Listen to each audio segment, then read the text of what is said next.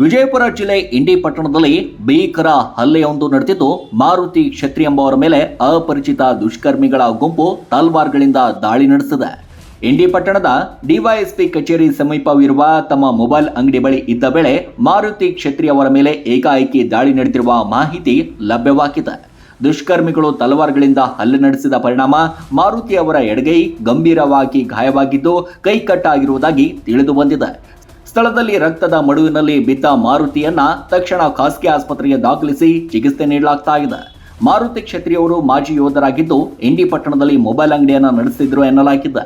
ಹಳೆ ದ್ವೇಷ ಹಿನ್ನೆಲೆ ಈ ದಾಳಿ ನಡೆದಿರಬಹುದು ಎಂಬ ಶಂಕೆ ವ್ಯಕ್ತವಾಗಿದ್ದು, ದಾಳಿಯ ನಿಖರ ಕಾರಣ ಏನೂ ತಿಳಿದು ಬಂದಿಲ್ಲ.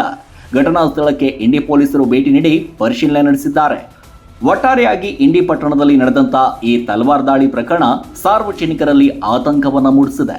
ಹಲ್ಲೆ ಹಿಂದಿನ ನಿಜವಾದ ಕಾರಣ ಏನು ಎಂಬುದು ಪೊಲೀಸರ ತನಿಖೆಯ ಬಳಿಕವೇ ಬಹಿರಂಗವಾಗಬೇಕಾಗಿದೆ. ವಿಜಯಪುರ ಜಿಲ್ಲೆ ಇಂಡಿ ಪಟ್ಟಣದಲ್ಲಿ ಭೀಕರ ಹಲ್ಲೆಯೊಂದು ನಡೆದಿದ್ದು, ಮಾರುತಿ ಕ್ಷತ್ರಿ ಎಂಬುವರ ಮೇಲೆ ಅಪರಿಚಿತ ದುಷ್ಕರ್ಮಿಗಳ ಗುಂಪು ತಲ್ವಾರ್ಗಳಿಂದ ದಾಳಿ ನಡೆಸಿದೆ. ಇಂಡಿ ಪಟ್ಟಣದ ಡಿವೈಎಸ್ಪಿ ಕಚೇರಿ ಸಮೀಪವಿರುವ ತಮ್ಮ ಮೊಬೈಲ್ ಅಂಗಡಿ ಬಳಿ ಇದ್ದ ವೇಳೆ ಮಾರುತಿ ಕ್ಷತ್ರಿ ಅವರ ಮೇಲೆ ಏಕಾಏಕಿ ದಾಳಿ ನಡೆದಿರುವ ಮಾಹಿತಿ ಲಭ್ಯವಾಗಿದೆ. ದುಷ್ಕರ್ಮಿಗಳು ತಲವಾರ್ಗಳಿಂದ ಹಲ್ಲೆ ನಡೆಸಿದ ಪರಿಣಾಮ ಮಾರುತಿ ಅವರ ಎಡಗೈ ಗಂಭೀರವಾಗಿ ಗಾಯವಾಗಿದ್ದು, ಕೈಕಟ್ಟಾಗಿರುವುದಾಗಿ ತಿಳಿದು ಬಂದಿದೆ.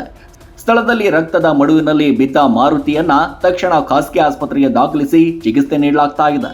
ಮಾರುತಿ ಕ್ಷತ್ರಿಯವರು ಮಾಜಿ ಯೋಧರಾಗಿದ್ದು, ಇಂಡಿ ಪಟ್ಟಣದಲ್ಲಿ ಮೊಬೈಲ್ ಅಂಗಡಿಯನ್ನು ನಡೆಸಿದ್ರು ಎನ್ನಲಾಗಿದೆ. ಹಳೆ ದ್ವೇಷ ಹಿನ್ನೆಲೆ ಈ ದಾಳಿ ನಡೆದಿರಬಹುದು ಎಂಬ ಶಂಕೆ ವ್ಯಕ್ತವಾಗಿದ್ದು, ದಾಳಿಯ ನಿಖರ ಕಾರಣ ಏನೂ ತಿಳಿದು ಬಂದಿಲ್ಲ. ಘಟನಾ ಸ್ಥಳಕ್ಕೆ ಇಂಡಿ ಪೊಲೀಸರು ಭೇಟಿ ನೀಡಿ ಪರಿಶೀಲನೆ ನಡೆಸಿದ್ದಾರೆ.